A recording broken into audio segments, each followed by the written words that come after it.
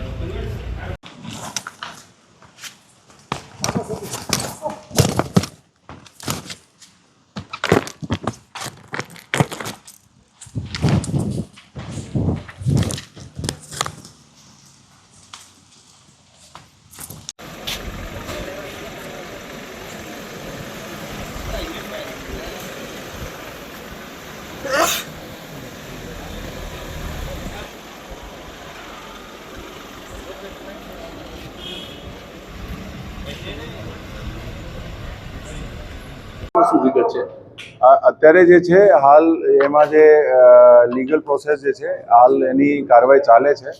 એના પછી જે છે નિર્ણય જે છે આ જે પણ નિર્ણય હશે એ જાહેર કરવામાં આવશે। તપાસ હવે એસએમસી કરશે સર?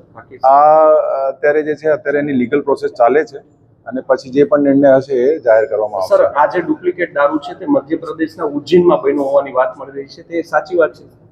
એને અત્યારે બધું હાલ ઉજ્જૈનથી એનો કનેક્શન છે આ બધું પ્રકરણનો।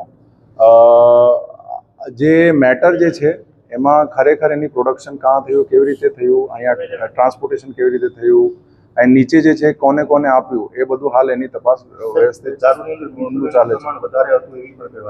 એમાં જે છે અત્યારે બધું એની એફએસએલ પ્રોસેસ ચાલે છે અને પછી જે છે એમાં જે પણ એની કેમિકલ કમ્પોઝિશન હશે અને એના આધારે લીગલ કાર્યવાહી કરવામાં આવશે। સાહેબ, 30 થી વધુ પેટીનું કટિંગ છે તે વર્તેજ પોલીસ સ્ટેશન નીચે એક ગામમાં કરવામાં આવ્યું છે, તે વાત સાચી છે સાહેબ?